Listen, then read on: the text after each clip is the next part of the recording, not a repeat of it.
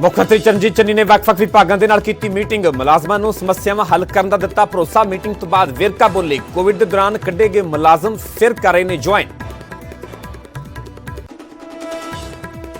ਖੇਤੀ ਕਾਨੂੰਨਾਂ ਦੀ ਵਾਪਸੀ ਤੋਂ ਬਾਅਦ ਪੰਜਾਬ ਦੀਆਂ ਜਥੇਬੰਦੀਆਂ ਨੇ ਘਰ ਵਾਪਸੀ ਦੇ ਦਿੱਤੇ ਸੰਕੇਤ, ਪਰ 1 ਦਸੰਬਰ ਨੂੰ ਸੰਯੁਕਤ ਕਿਸਾਨ ਮੋਰਚੇ ਦੀ ਮੀਟਿੰਗ ਦੇ ਵਿੱਚ ਹੋਵੇਗਾ ਆਖਰੀ ਫੈਸਲਾ।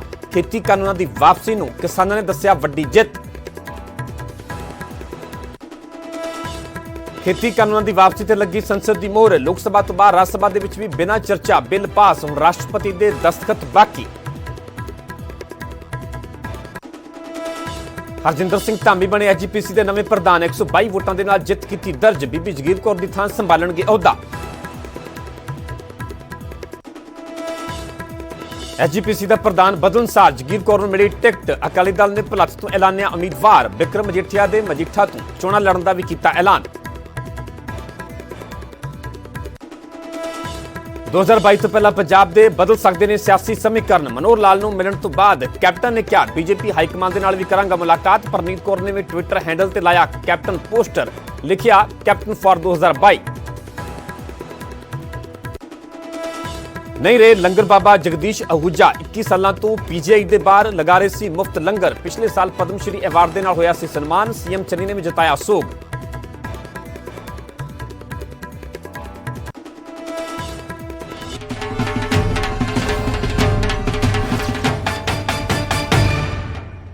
सत श्री अकाल, तुसीं वेख रहे हो न्यूज़ 18 पंजाब हरियाणा हिमाचल। मैं परमिंदर सिंह तेजा सारे दर्शकों का बुलेटिन स्वागत है। शुरुआत करांगे वड्डी खबर तो। सीएम चरणजीत चन्नी लगातार एक्शन मोड दे विच नजर आ रहे हैं। लगातार दूजे दिन हाई लैवल मीटिंग की गई है।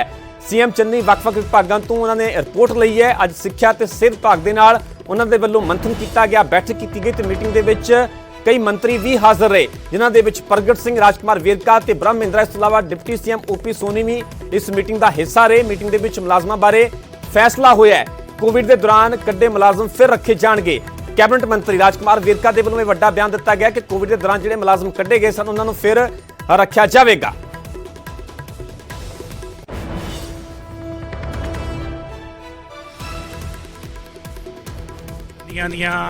ਮੰਗਾਂ ਨੂੰ ਲੈ ਕੇ ਇਹ ਜਿਹੜਾ ਅੱਜ ਮੁੱਖ ਮੰਤਰੀ ਜੀ ਨੇ ਰਿਵਿਊ ਕੀਤਾ ਹੈ, ਜਿਨ੍ਹਾਂ 'ਚ ਸਭ ਤੋਂ ਵੱਡੇ 3 ਮਹਿਕਮੇ ਜਿਨ੍ਹਾਂ ਦੇ ਵਿੱਚ ਹੈਲਥ ਡਿਪਾਰਟਮੈਂਟ ਹੈ।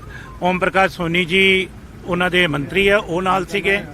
ਔਰ ਉਹਨਾਂ ਦੇ ਹਾਇਰ ਐਜੂਕੇਸ਼ਨ ਐਂਡ ਐਜੂਕੇਸ਼ਨ ਉਹਨਾਂ ਦੇ ਨਾਲ ਪ੍ਰਗਟ ਸਿੰਘ ਹੋਰੀ ਉਹਨਾਂ ਦੇ ਮੰਤਰੀ ਹੈ। ਔਰ ਮੈਡੀਕਲ ਐਜੂਕੇਸ਼ਨ ਜਿਹਦੇ ਵਿੱਚ ਮੈਂ ਸ਼ਾਮਲ ਸੀ। ਮਨਪ੍ਰੀਤ ਬਾਦਲ ਜੀ ਔਰ ਮੁੱਖ ਮੰਤਰੀ ਜੀ ਸਨ। ਔਰ ਇਹ ਸਾਰੀ ਮੀਟਿੰਗਾਂ ਨੂੰ ਉਹਨਾਂ ਦੇ ਜਿਹੜੀਆਂ ਹੱਕੀ ਮੰਗਾਂ ਮੁਲਾਜ਼ਮਾਂ ਦੀਆਂ ਉਹਨੂੰ ਰਿਵਿਊ ਕੀਤਾ ਗਿਆ। ਔਰ ਬਹੁਤ ਸਾਰੀਆਂ ਜਿਹੜੀਆਂ ਮੰਗਾਂ ਹੈ ਇਹਨਾਂ ਦੀਆਂ ਜਿਨ੍ਹਾਂ ਨੂੰ ਮੰਨ ਲਿਆ ਗਿਆ, ਉਹਨਾਂ ਨੂੰ ਲਾਗੂ ਕੀਤਾ ਗਿਆ। ਉਹ ਆਪਣੇ ਆਪਣੇ ਮਹਿਕਮੇ ਦੇ ਮੰਤਰੀ ਸਾਹਿਬਾਨ ਜਿਹੜੇ ਹੈ ਉਹ ਬੜੀ ਜਲਦੀ ਤੁਹਾਡੇ ਸਾਹਮਣੇ ਲੈ ਕੇ ਆਉਣਗੇ।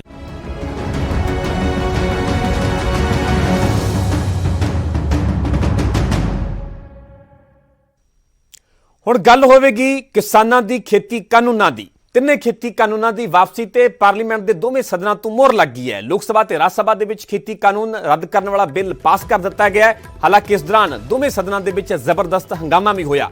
ਵਿਰੋਧੀ ਧਿਰਾਂ ਨੇ ਇਲਜ਼ਾਮ ਲਗਾਇਆ ਕਿ ਸਰਕਾਰ ਨੇ ਬਿਨਾਂ ਚਰਚਾ ਖੇਤੀ ਕਾਨੂੰਨ ਲਿਆਂਦੇ ਤੇ ਬਿਨਾਂ ਚਰਚਾ ਰੱਦ ਕਰ ਦਿੱਤੇ, ਕਿਉਂਕਿ ਕਿਸਾਨਾਂ ਦੇ ਹੋਰ ਮਸਲੇ ਨੇ ਜਿਨ੍ਹਾਂ ਤੇ ਚਰਚਾ ਹੋਣੀ ਚਾਹੀਦੀ ਹੈ। ਲੋਕ ਸਭਾ ਤੇ ਰਾਜ ਸਭਾ ਦੇ ਵੱਲੋਂ ਖੇਤੀ ਕਾਨੂੰਨ ਰੱਦ ਕਰਨ ਵਾਲਾ ਬਿੱਲ ਪਾਸ ਹੋ ਚੁੱਕਾ ਹੈ, ਜਿਸ ਤੇ ਰਾਸ਼ਟਰਪਤੀ ਦੇ ਦਸਤਖਤ ਬਾਕੀ ਨੇ। ਉਸ ਦੇ ਬਾਅਦ ਕੇਂਦਰ ਸਰਕਾਰ ਕਾਨੂੰਨ ਰੱਦ ਹੋਣ ਦਾ ਨੋਟੀਫਿਕੇਸ਼ਨ ਜਾਰੀ ਕਰੇਗੀ। ਸੰਸਦ ਦੇ ਵਿੱਚ ਖੇਤੀ ਕਾਨੂੰਨ ਰੱਦ ਹੋਣ ਤੋਂ ਬਾਅਦ ਕਿਸਾਨਾਂ ਦੇ ਵਿੱਚ ਜਸ਼ਨ ਦਾ ਮਾਹੌਲ ਹੈ। ਕਿਸਾਨਾਂ ਨੇ ਖੇਤੀ ਕਾਨੂੰਨ ਰੱਦ ਹੋਣ ਨੂੰ ਆਪਣੀ ਵੱਡੀ ਜਿੱਤ ਦੱਸਿਆ, ਪਰ ਘਰ ਵਾਪਸੀ ਤੇ ਮੋਹਰ ਲੱਗਣੀ ਅਜੇ ਬਾਕੀ ਹੈ। ਅਜੇ ਇਹ ਸਵਾਲ ਬਰਕਰਾਰ ਹੈ ਕਿ ਆਖਿਰਕਾਰ ਦਿੱਲੀ ਦੇ ਬਾਰਡਰਾਂ ਤੇ ਬੈਠੇ ਕਿਸਾਨਾਂ ਦੀ ਘਰ ਵਾਪਸੀ ਕਦੋਂ ਹੋਵੇਗੀ।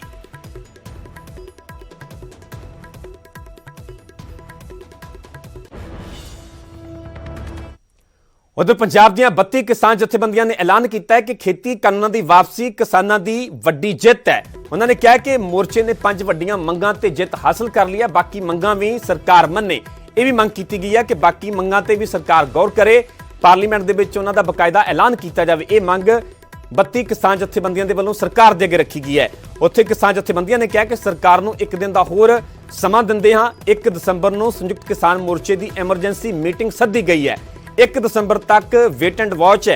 किसानों के वलों यह बयान दिता गया। 1 दसंबर तो 1 ਦਸੰਬਰ ਦੀ ਜਿਹੜੀ ਸੰਯੁਕਤ ਕਿਸਾਨ ਮੋਰਚੇ ਦੀ ਮੀਟਿੰਗ ਹੋਵੇਗੀ ਉਸ ਤੋਂ ਬਾਅਦ 'ਚ ਹੀ ਇਹ ਸਾਫ਼ ਹੋਵੇਗਾ, ਇਹ ਤੈਅ ਹੋਵੇਗਾ ਕਿ ਕਿਸਾਨਾਂ ਦੀ ਘਰ ਵਾਪਸੀ ਹੋਵੇਗੀ ਜਾਂ ਨਹੀਂ, ਜਾਂ ਕੀ ਅੰਦੋਲਨ ਅੱਗੇ ਵੀ ਜਾਰੀ ਰਹੇਗਾ।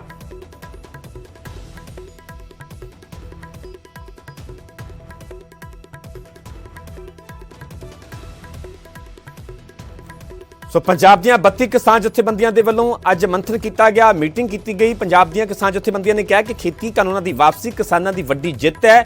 ਮੋਰਚੇ ਨੇ 5 ਵੱਡੀਆਂ ਮੰਗਾਂ ਤੇ ਜਿੱਤ ਹਾਸਲ ਕਰ ਲਈ ਹੈ। ਉੱਥੇ ਸਰਕਾਰ ਤੇ ਵੀ ਮੰਗ ਕੀਤੀ ਹੈ ਕਿ ਜਿਹੜੀਆਂ ਹੋਰ तमाम ਮੰਗਾਂ ਨੇ ਉਹ ਮੰਗਾਂ ਵੀ ਸਰਕਾਰ ਮੰਨੇ। ਇਹ ਵੀ ਮੰਗ ਕੀਤੀ ਗਈ ਹੈ ਕਿ ਪਾਰਲੀਮੈਂਟ ਦੇ ਵਿੱਚ ਇਸ ਦਾ ਸਰਕਾਰ ਐਲਾਨ ਕਰੇ। ਸਰਕਾਰ ਨੂੰ 1 ਦਿਨ ਦਾ ਹੋਰ ਸਮਾਂ ਦਿੱਤਾ ਗਿਆ ਪੰਜਾਬ ਦੀਆਂ ਜਥੇਬੰਦੀਆਂ ਦੇ ਵੱਲੋਂ ਤੇ 1 ਦਸੰਬਰ ਨੂੰ ਸੰਯੁਕਤ ਕਿਸਾਨ ਮੋਰਚੇ ਦੀ ਐਮਰਜੈਂਸੀ ਮੀਟਿੰਗ ਸੱਦੀ ਗਈ ਹੈ। ਇਸ ਮੀਟਿੰਗ ਦੇ ਵਿੱਚ ਅਗਲੀ ਰਣਨੀਤੀ ਜਿਹੜੀ ਤੈਅ ਕੀਤੀ ਜਾਵੇਗੀ ਉਹ ਸਾਫ਼ ਹੋਵੇਗਾ ਕਿ ਆਖਰਕਾਰ ਕਦੋਂ ਕਿਸਾਨਾਂ ਦੀ ਘਰ ਵਾਪਸੀ ਹੋਵੇਗੀ। ਨੂੰ ਐਸਕੇਐਮ ਦੀ ਮੀਟਿੰਗ ਹੋਊਗੀ। ਜਿਹੜਾ ਅਗਲੇ ਫੈਸਲਾ ਅੰਦੋਲਨ ਦੀ ਜਿਹੜੀ ਜਿੱਤ ਆ ਅੱਜ ਹੋ ਚੁੱਕੀ ਆ, ਅਗਲੇ ਜਿਵੇਂ ਵੀ ਅਗਲਾ ਕਾਰਵਾਈ ਹੋਣੀ ਆ ਤੇ ਐਮਐਸਪੀ ਦੀ ਕਮੇਟੀ ਤੋਂ ਬਗੈਰ ਜਿਵੇਂ ਵੀ ਫੈਸਲਾ 1 ਦਿਨ ਦਾ ਸਮਾਂ ਦਿੰਦੇ ਆ ਸਰਕਾਰ ਨੂੰ, ਤੇ ਉਹ 1 ਤਰੀਕ ਦੀ ਮੀਟਿੰਗ 'ਚ ਅਗਲੇ ਫੈਸਲੇ ਸਾਰੇ ਸੰਯੁਕਤ ਤੌਰ ਤੇ ਸਾਰੀਆਂ ਸਟੇਟ ਵਿੱਚ ਬੈਠ ਕੇ ਐਸਕੇਐਮ ਵੱਲੋਂ ਲਿੱਤੀ ਜਾਊਗੀ। ਕਾਦੀਆਂ ਸਾਹਿਬ, ਸਪਸ਼ਟ ਲਫ਼ਜ਼ਾਂ ਦੇ ਵਿੱਚ ਅੱਜ ਦੀ ਮੀਟਿੰਗ ਦੇ ਵਿੱਚ ਕਿਹੜੇ-ਕਿਹੜੇ ਫੈਸਲੇ ਹੋਏ ਔਰ ਸਰਕਾਰ ਨੂੰ ਕੀ ਅਲਟੀਮੇਟਮ ਦਿੱਤਾ? ਸਪਸ਼ਟ ਅੱਖਰਾਂ ਦੇ ਵਿੱਚ ਜਿਹੜੇ ਅੱਜ ਅਸੀਂ ਪਾਰਲੀਮੈਂਟ ਦੇ ਵਿੱਚ ਲੋਕ ਸਭਾ ਰਾਜ ਸਭਾ ਸਾਡੀ ਜਿੱਤ ਪ੍ਰਾਪਤ ਹੋਈ ਆ, ਅਸੀਂ ਉਹਨੂੰ ਸੰਪੂਰਨ ਜਿੱਤ ਸਮਝਦੇ ਆ ਵੀ 3 ਬਿੱਲ ਤੇ 2 ਬਿੱਲ ਜਿਹੜੇ ਪਰਾਲੀ ਵਾਲੇ ਨੇ ਤੇ ਜਿਹੜਾ ਬਿਜਲੀ ਐਕਟ ਆ ਉਹਦੇ ਚੋਂ ਕਿਸਾਨਾਂ ਨੂੰ ਕੱਢਿਆ ਗਿਆ। ਇਸ ਕਰਕੇ ਜਿਹੜੀਆਂ ਮੰਗਾਂ ਅਸੀਂ ਲੈ ਕੇ ਆਏ ਸੀ ਉਹ ਸੰਪੂਰਨ ਤੌਰ ਤੇ ਬਿੱਲਾਂ ਦੇ ਉੱਤੇ ਪੂਰੀ ਸੰਪੂਰਨ ਜਿੱਤ ਹੋ ਗਈ ਆ। ਜਿਹੜੀ ਐਮਐਸਪੀ ਦੇ ਉੱਪਰ ਕਮੇਟੀ ਆ ਉਹਦੀ ਕਲੈਰਿਟੀ ਵਾਸਤੇ 1 ਦਿਨ ਸਰਕਾਰ ਨੂੰ ਦਿੱਤਾ ਜਾਂਦਾ ਵੀ ਜੇ ਉਹਨਾਂ ਨੇ ਕਿਹਾ ਵੀ ਕਿਸਾਨ ਦੇ ਨੁਮਾਇੰਦੇ ਲਿੱਤੇ ਜਾਣਗੇ ਤਾਂ ਟੈਨਿਓਰ ਕੀ ਹੋਊਗੀ, ਉਹ 1 ਦਿਨ ਦੇ ਵਿੱਚ ਆਪਣੀ ਕਲੈਰਿਟੀ ਦੇ ਦੇਣ। ਤੇ ਜਿਹੜੀਆਂ ਮੰਗਾਂ ਸਾਡੀ ਰਹਿੰਦੀਆਂ ਦੇ ਵਿੱਚ ਐਲਾਨ ਹੋਏ ਨੇ, ਕੋਈ ਤੋਮਰ ਜੀ ਤੋਂ ਹੋਇਆ, ਕੋਈ ਪੂਸ਼ ਗੋਇਲ ਜੀ ਤੋਂ ਹੋਇਆ, ਜਿਹੜਾ ਵੀ ਹੋਇਆ, ਅਸੀਂ ਮੰਗ ਕਰਦੇ ਹਾਂ ਵੀ ਪ੍ਰਧਾਨ ਮੰਤਰੀ ਹੁਣ ਸੈਸ਼ਨ ਚੱਲ ਰਿਹਾ ਪਾਰਲੀਮੈਂਟ ਦੇ ਵਿੱਚ ਉਹ ਐਲਾਨ ਕਰਨ। ਹੁਣ ਕਿਹੜੇ-ਕਿਹੜੇ ਮੁੱਦੇ ਰਹਿ ਗਏ? ਇੱਕ ਤਾਂ ਕੇਸ ਦਰਜ ਜਿਹੜੇ ਪੈਂਡਿੰਗ ਨੇ ਉਹ ਰਹਿ ਗਏ ਔਰ ਐਮਐਸਪੀ ਦਾ ਮੁੱਦਾ ਰਹਿ ਗਿਆ। ਹੋਰ ਕਿਹੜਾ ਮੁੱਦਾ ਜਿਹੜਾ ਹੈਗਾ ਜਿਹਦੇ ਤੇ ਤੁਸੀਂ ਕੱਲ ਦਾ ਸਮਾਂ ਕੇਂਦਰ ਨੂੰ ਦਿੱਤਾ? ਇੱਕ ਮੁਆਵਜ਼ੇ ਦੀ ਮੰਗ ਆ ਸਾਡੀ, ਜਿਹੜੇ ਸ਼ਹੀਦ ਹੋਏ ਆ ਉਹਨਾਂ ਦੀ ਮੁਆਵਜ਼ੇ ਦੀ ਮੰਗ ਇਹਦੇ ਵਿੱਚ ਹੈਗੀ ਆ। ਕਲੀਅਰ ਜਿਹੜੇ ਕੇਸ ਨੇ ਯੂਟੀ ਦੇ ਨੇ, ਜਿਹੜੇ ਰੇਲਵੇ ਦੇ ਉਸਤੇ ਨੇ ਜਾਂ ਦਿੱਲੀ ਦੇ ਵਿੱਚ ਨੇ, ਉਹ ਸੈਂਟਰ ਸਰਕਾਰ ਦੇ ਥੱਲੇ ਨੇ, ਉਹ ਕੀਤੀ ਜਾਵੇ ਡਾਇਰੈਕਟ। ਬਾਕੀ ਸਾਰੀਆਂ ਸਟੇਟਸ ਨੂੰ ਇੰਸਟਰਕਸ਼ਨ ਦਿੱਤੀਆਂ ਜਾਣ ਕਿਉਂਕਿ ਹਾਲੇ ਕੇਸ ਐਫਆਈਆਰ ਲੈਵਲ ਤੇ ਤੁਹਾਡੇ ਸਾਹਮਣੇ ਪੰਗੂ ਸਾਹਿਬ ਨੇ ਸਾਰਾ ਕਲੀਅਰ ਕੀਤਾ। ਇਹ ਅਲਟੀਮੇਟਮ ਮੀਡੀਆ ਦੇ ਮਾਧਿਅਮ ਰਾਹੀਂ ਦਿੱਤਾ ਜਾਂ ਕੋਈ ਸਰਕਾਰ ਨੂੰ ਹੁਣ ਨਵਾਂ ਪੱਤਰ ਵਗੈਰਾ ਕੋਈ ਨਵੀਂ ਚਿੱਠੀ ਭੇਜ ਰਹੇ? ਕਿਉਂਕਿ ਪਹਿਲਾਂ ਵਾਲੀ 'ਚੋਂ ਤਾਂ ਜ਼ਿਆਦਾਤਰ ਹੱਲ ਹੋ ਗਿਆ। ਦੇਖੋ, ਇਹ ਪ੍ਰਧਾਨ ਮੰਤਰੀ ਨੇ ਸਾਨੂੰ ਮੀਡੀਆ ਦੌਰਾਨ ਹੀ ਦੱਸਿਆ ਤੇ ਅਸੀਂ ਵੀ ਮੀਡੀਆ ਦੌਰਾਨ ਹੀ ਪ੍ਰਧਾਨ ਮੰਤਰੀ ਨੂੰ ਦੱਸ ਰਹੇ ਹਾਂ। ਤਾਂ ਅੱਗੇ ਰੂਪਰੇਖਾ ਕੀ ਰਹੇਗੀ? ਕੀ ਧਰਨਾ ਪ੍ਰਦਰਸ਼ਨ ਜਾਰੀ ਰਹੇਗਾ? ਹੁਣ ਅਗਲੀ ਮੀਟਿੰਗ ਜਿਹੜੀ ਹੈ ਕਦੋਂ ਹੋਏਗੀ? 1 ਤਰੀਕ ਨੂੰ wait and watch the condition ਆ। ਐਸਕੇਐਮ ਕਿਵੇਂ ਵੀ ਫੈਸਲਾ ਲੈਂਦਾ, ਕਿਹੜੀਆਂ ਨਵੀਆਂ ਪ੍ਰਕਾਰਾਂ ਚੇਂਜ ਹੋ ਰਹੀਆਂ ਨੇ, ਰੋਜ਼ ਆਪਾਂ ਦੇਖ ਰਹੇ ਹਾਂ ਇੱਕ ਚੀਜ਼ ਆਪਣੇ ਪਲੱਸ ਪੁਆਇੰਟ ਵੱਲ ਜਾ ਰਹੀ ਹੈ। ਸਰਕਾਰ ਪੂਰੀ ਝੁਕੀ ਹੋਈ ਨਜ਼ਰ ਆ ਰਹੀ ਹੈ, ਤਾਂ 1 ਤਰੀਕ ਨੂੰ ਕੋਈ ਮਹੱਤਵਪੂਰਨ ਫੈਸਲਾ ਹੋ ਸਕਦਾ। ਇਸ ਤੋਂ ਇਲਾਵਾ ਜਿਹੜੇ ਹੋਰ ਫੈਸਲੇ ਸੀ ਉਹਨਾਂ ਨੂੰ ਲੈ ਕੇ ਕੋਈ ਚਰਚਾ ਹੋਈ, ਜਿਵੇਂ ਪੰਪ ਬੰਦ ਨੇ ਜਾਂ ਜੇ ਟੋਲ ਟੈਕਸ ਦੀ ਗੱਲ ਹੋ ਰਹੀ ਹੈ ਜਾਂ ਜਿਹੜਾ ਪੋਲੀਟੀਕਲ ਪਾਰਟੀਆਂ ਦਾ ਵਿਰੋਧ ਹੋ ਰਿਹਾ, ਉਹਨਾਂ ਸਾਰੀਆਂ ਚੀਜ਼ਾਂ ਨੂੰ ਲੈ ਕੇ ਕੋਈ ਅੱਜ ਕੋਈ ਨਵਾਂ ਵਿਚਾਰ ਹੋਇਆ? ਨਹੀਂ, ਉਹਨਾਂ ਦੇ ਵਿਚਾਰ ਹੋਇਆ। ਅਸੀਂ ਆਪਣਾ ਵਿਚਾਰ ਰੱਖਦੇ ਹਾਂ।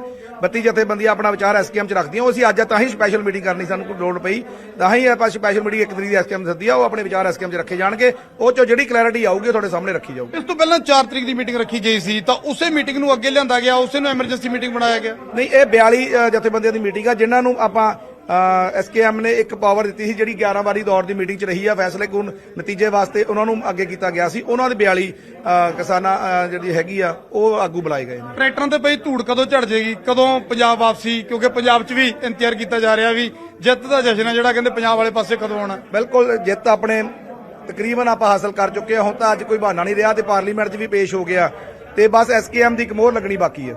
ਯਾਨੀ ਹੁਣ ਵਾਪਸੀ ਦੀ ਤਿਆਰੀ ਹੋ ਗਈ ਹੈ। ਐਸਕੇਐਮ ਦੀ ਮੋਹਰ ਤੋਂ ਪਹਿਲਾਂ ਜਦ ਤੱਕ ਅਸੀਂ ਅੱਜ ਤੱਕ ਆਪਾਂ ਸਾਰੇ ਐਸਕੇਐਮ ਦੀ ਕਾਲ ਮੰਨਦੇ ਰਹੇ ਹਾਂ ਤਾਂ ਐਸਕੇਐਮ ਦੀ ਕਾਲ ਨਹੀਂ ਪ੍ਰਮੁੱਖ ਰੱਖਾਂਗੇ। ਕੈਮਰਾਮੈਨ ਸੰਦੀਪ ਦੇ ਨਾਲ ਨਪਿੰਦਰ ਸਿੰਘ ਬਰਾੜ, ਨਿਊਜ਼ 18। ਜਿਵੇਂ ਤੁਹਾਨੂੰ ਸੁਣਾਇਆ, ਪੰਜਾਬ ਦੀਆਂ ਜਥੇਬੰਦੀਆਂ ਨੇ ਘਰ ਵਾਪਸੀ ਦੇ ਸੰਕੇਤ ਦਿੱਤੇ ਨੇ, ਪਰ ਦੂਜੇ ਸੂਬਿਆਂ ਦੇ ਕਿਸਾਨ ਕੀ ਸੋਚਦੇ ਨੇ ਉਹ ਵੀ ਸੁਣਦੇ ਹਾਂ।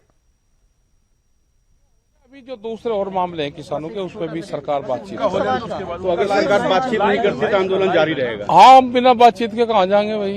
लेकिन सर, ये मैसेज तो जाएगा कि जब सरकार ने आपकी ही बात मान ली और है, किसको आपको पता होगा ये मैसेज?